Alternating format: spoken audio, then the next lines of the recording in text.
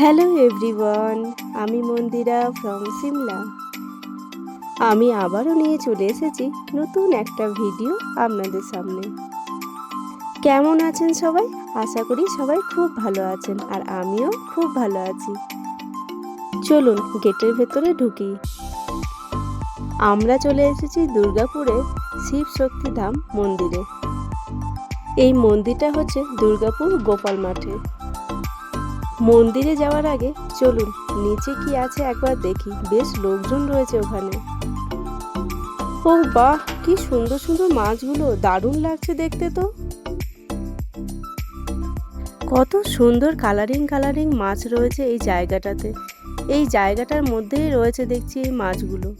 কি জানি অ্যাকোরিয়ামের মতন কিছু বানানো আছে হয়তো। বেশ সুন্দর লাগছে। আর এই মন্দিরটা একবার দেখুন, জলের মধ্যে রিফ্লেক্স হয়ে এত অপূর্ব সুন্দর লাগছে এই মন্দিরটা।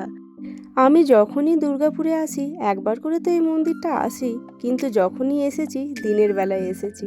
এবারে সন্ধেবেলায় এসে মন্দিরটা এত সুন্দর লাগছে, চারিদিকে বিভিন্ন রকমের লাইটিং, অপূর্ব সুন্দর লাগছে এই মন্দিরটা। সামনের দিকটা এইভাবে ব্যারিকেড দেওয়া আছে, আর এর মধ্যেই দেখুন মাছগুলো রয়েছে। চলুন এবার মন্দিরের দিকে যাই। ফুলগুলো দেখেছেন কি অপূর্ব সুন্দর লাগছে, তাই না? মন্দিরের চারিদিকটা গাছপালা দিয়ে খুব সুন্দরভাবে সাজানো আছে, আর ছোট ছোট বেঞ্চও বানানো আছে বসার জন্য। দেখুন আমরা সবাই মিলে তিলকও কেটে নিয়েছি। মন্দিরের বাইরে এই তিলক দেওয়ার ব্যবস্থা আছে। ও হ্যাঁ, আর একটা কথা, মেন গেটে ঢোকার আগে আপনাদের জুতো বাইরেই খুলে আসতে হবে। বাইরে দেখবেন অনেকগুলো কাউন্টার রাখা আছে, ওখানে আপনারা জুতো রেখে মেন গেটে প্রবেশ করবেন। ঢুকে গেলাম আমরা মন্দিরে, আর মন্দিরটা একবার দেখুন। রাত্রির বেলায় মন্দিরটা এত সুন্দর লাগছে, চারিদিকে বিভিন্ন রকমের লাইটিং, আর এই মন্দিরটাতে বিভিন্ন রকমের লাইটও চেঞ্জ হচ্ছে। আমরা যখন এর আগের বছর এসেছিলাম তখন তো দিনের বেলায় এসেছিলাম, তখন এখানে প্রি ওয়েডিং শ্যুটও চলছিল। দিনের বেলায় মন্দিরটাও খুব সুন্দর লাগে। আর এই মন্দিরের সামনে ঘন্টাটা দেখুন, কত বড় এই ঘন্টাটা।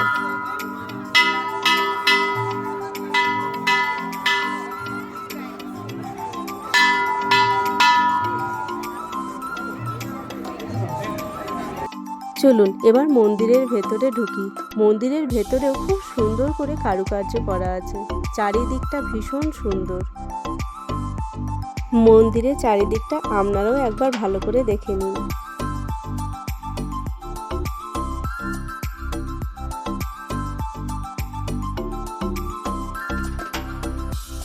আমরা তো এসেছিলাম সন্ধেবেলায়, আমাদের আসতে একটু দেরি হয়ে গেল। আর একটু আগে এলে আমরা আরতিটা দেখতে পেতাম।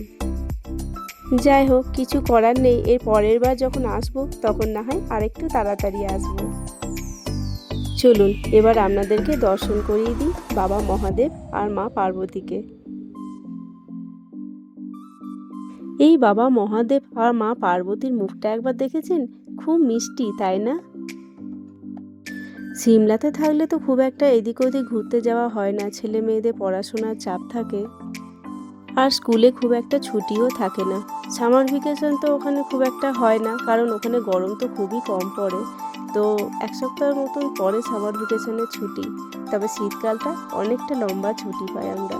এখানে আমরা একটু বসে নিয়েছিলাম, এবার আমরা বেরিয়ে যাব, অনেকটা রাত হয়ে গেছে।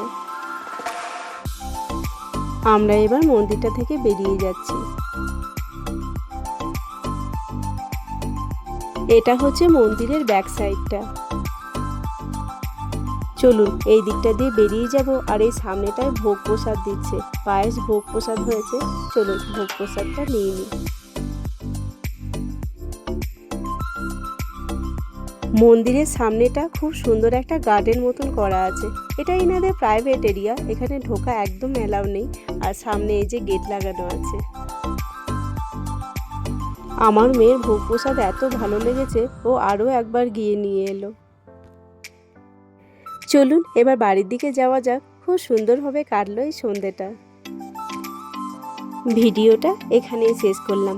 আমার আজকের ভিডিও আপনাদের কেমন লাগলো অবশ্যই কমেন্ট করে জানাবেন। ভালো লাগলে লাইক, শেয়ার, সাবস্ক্রাইব করে দেবেন। দেখা হচ্ছে পরের একটা ভিডিওতে। ততক্ষণের জন্য সবাই ভালো থাকবেন।